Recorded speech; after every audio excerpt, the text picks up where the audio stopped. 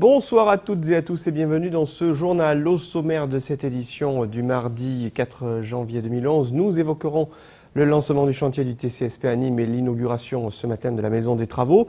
Il sera également question dans cette édition des réactions des professionnels de médecine légale suite à la fin annoncée des autopsies par les médecins légistes sur Nîmes. Enfin, nous vous ferons découvrir l'exposition collective proposée par l'association Courant d'Art, actuellement visible à la chapelle des Jésuites à Nîmes. Et nous ouvrons ce journal avec la poursuite des travaux au sein de l'Écusson nîmois et notamment le lancement sur l'axe nord-sud du chantier du TCSP, le transport collectif en site propre.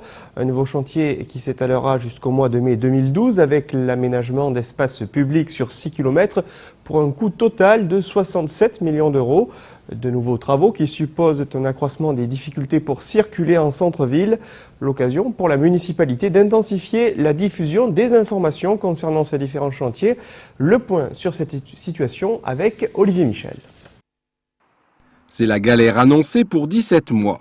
Pour ceux qui pensaient que la circulation était déjà impossible dans Nîmes, le pire reste à venir avec les 4 grands chantiers prévus en 2011.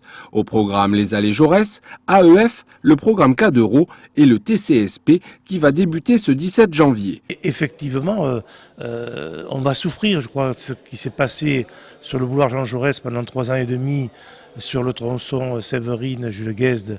Bon, ça a été difficile pour les commerçants et les riverains.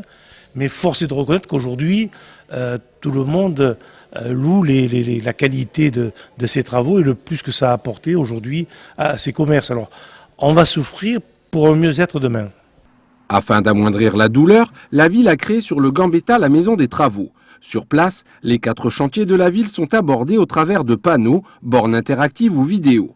Objectif, informer et rassurer les Nîmois en les projetant dans le futur. Aujourd'hui, modifier un cœur de ville et l'ensemble du paysage des grands boulevards et de l'Écusson est forcément anxiogène. Ça inquiète tout le monde. Tous les chantiers démarrent en même temps. On fait passer le trambus sur l'ensemble des boulevards et de l'Écusson, tout autour de l'Écusson, et donc automatiquement les gens s'inquiètent. Et on est là pour ça, on est là pour leur expliquer pourquoi on fait des grands travaux et on est à leur service. On va les informer sur la problématique de ces grands travaux et comment demain sera la ville. La Maison des Grands Travaux ne sera pas la seule à informer riverains et commerçants. 3 médiateurs assureront une présence sur le terrain. Une campagne d'affichage est prévue, ainsi que des réunions d'information. Des chantiers et des travaux autour de l'Écusson qui vont bouleverser les habitudes des Nîmois et de leur feria. En effet, les défilés traditionnels comme la Pégoulade et les Cassitas de la prochaine feria de Pentecôte, prévue, je vous le rappelle, du 8 au 13 juin, vont devoir changer d'itinéraire ou de lieu d'implantation. Au moment où le boulevard Jean Jaurès apparaît comme une alternative plausible, la municipalité nîmoise réfléchit à plusieurs solutions de repli. Jean-Paul Fournier les a évoquées à Olivier Michel. Alors la feria de Pentecôte, effectivement, va être un petit peu déplacée, notamment sur la Pégoulade, qui ne pourra pas passer autour des boulevards, ça c'est clair. Et les villages de tentes qui sont situés tout le long du boulevard Victor Hugo, on est en train de travailler sur un autre site pour voir où les commerçants pourront s'installer sur notre site. Donc on a quelques idées, il n'y a rien de définitif encore. J'ai demandé à nos services de me faire des propositions et la Pégoulade vraisemblablement sur Jean Jaurès. Ce serait peut-être cette nouvelle artère, le cœur de la feria, les Allées Jaurès? Je ne sais pas si la feria se passera là. Non, je crois que la feria, c'est quand même les arènes et le cœur de ville. Mais on peut imaginer qu'il se passe quelque chose aussi sur les Allées Jaurès. C'est le sujet polémique de ce début d'année 2011, la fin annoncée des autopsies dans le Gard, décision officialisée par une circulaire ministérielle qui a provoqué une vague de colère et d'indignation auprès des médecins légistes locaux. Une réforme considérée comme une hérésie sur le plan médical et géographique par le président de l'unité de médecine légale du Gard et qui a reçu l'appui des politiques gardois, des sénateurs Jean-Paul Fournier à Simon Sutour, en passant par le député Yvan Lachaud qui a saisi le garde des Sceaux sur le sujet, mais aussi Damien Larry. Les élus entendent défendre les revendications des légistes gardois et ces derniers se montrent particulièrement vindicatifs sur le sujet, évoquant notamment les dysfonctionnements que pourrait entraîné la disparition des autopsies sur le département. Je vous propose justement d'écouter le président de l'unité de médecine légale du Gard, interrogé par Franck Chassagnon. À la lecture et après analyse de ce projet, on se rend bien compte que non seulement les économies escomptées ne seront pas là, mais nous estimons le coût des autopsies supérieur à ce pratiqué aujourd'hui, avec même un supplément d'environ 30%.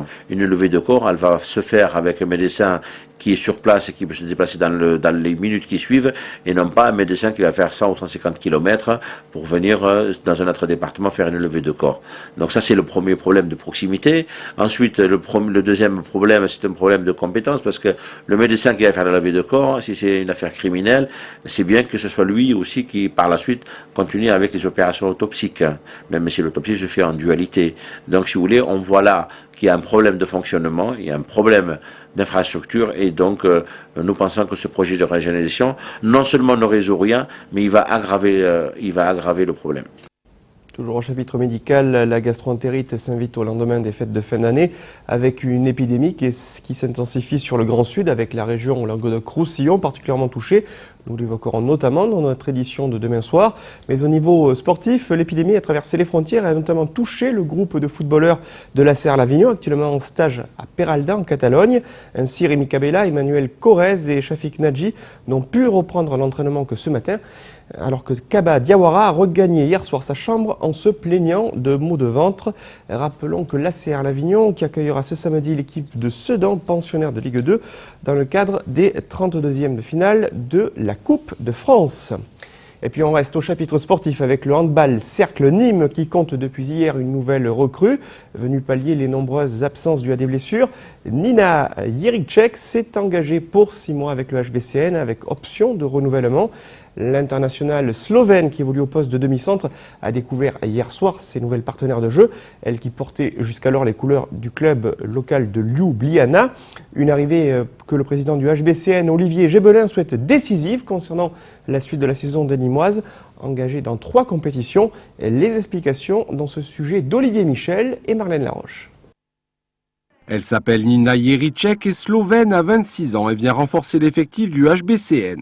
Un effectif amoindri par les blessures de Sophie Herbrecht et Madalina Simulé, d'où la recherche depuis plus d'1 mois et demi d'un joker. Il fallait absolument, pour préserver les objectifs sportifs, pallier ces problèmes d'effectifs. Ensuite, Nina, parce que c'est une joueuse aujourd'hui relativement jeune, qui est de niveau international. Elle a joué contre la France au dernier championnat d'Europe. Elle a marqué 8 buts, donc on espère que c'est un bon choix sportif. Avec son numéro 99, Nina Jiricek occupera un poste clé, celui de demi-centre. Le poste de demi-centre, il est assez compliqué, c'est un chef d'orchestre, c'est celui qui mène, c'est celui qui met les autres sur les rails pour pouvoir les faire briller, pour les amener à mettre des buts. Je crois qu'elle a cette qualité-là. En plus de ça, c'est une fille simple, c'est une fille qui a envie de gagner et ça sortira pas de l'esprit des Nîmoises qu'on a commencé à construire depuis pas mal de temps. Pour l'heure, c'est un contrat de 6 mois qui lie l'international au club nîmois.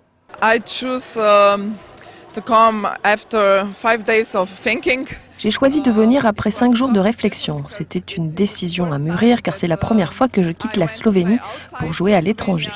Mais mon ambition sportive m'a poussé à choisir la France.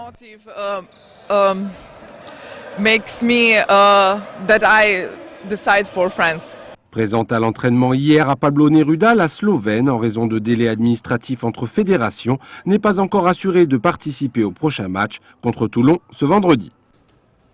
Petite parenthèse culturelle avec la dernière semaine pour l'exposition Rouge No Limites proposée par l'association Courant d'Art qui rassemble un collectif d'artistes gardois. Tous les 2 ans, ces derniers proposent une exposition collective où la thématique choisie se décline sur tout type de support et via différentes formes d'expression. Nicolas Pinchino les a rencontrés ce matin. Rouge, nos limites, un thème proposé à 30 artistes gardois sur lequel ils auront travaillé pendant presque 2 ans avant de présenter le résultat au public à la chapelle des Jésuites. L'exposition, installée depuis le 17 décembre, touche à sa fin, mais avant dimanche 9 janvier, il est encore temps d'aller découvrir ce travail sur la couleur rouge. comme une rêverie. Je me suis penchée sur ce thème, rouge, nos limites, nos limites, ou les limites. Il y a différents degrés de lecture. Je pars d'abord sur une armature métallique. Sur cette armature métallique, je monte du plâtre.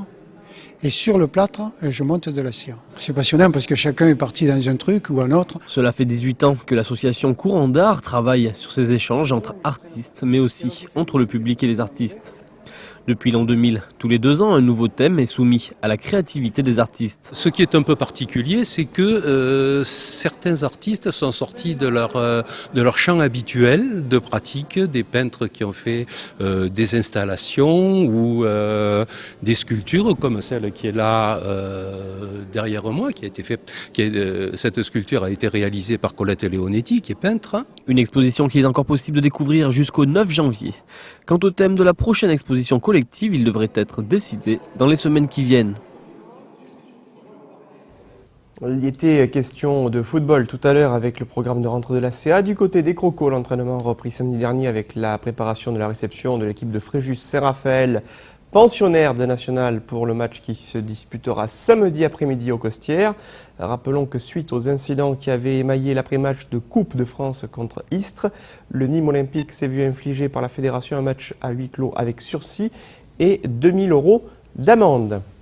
Le Nîmes Olympique, justement, il en sera question aujourd'hui sur Télémiroir, avec un événement attendu non sans une certaine concupiscence par tous les fans de ballon rond, à savoir la 100e de Croco Hebdo. En effet, une émission spéciale sur un air de fête, avec un rappel, celui que l'abus d'alcool est dangereux pour la santé et qu'il faut le consommer avec modération, mais une émission plus sérieusement qui reviendra sur la dernière victoire en championnat contre Metz, la présence en plateau de toute notre équipe de chroniqueurs et le président du Nîmes Olympique, Jean-Louis Gazot, comme invité d'honneur.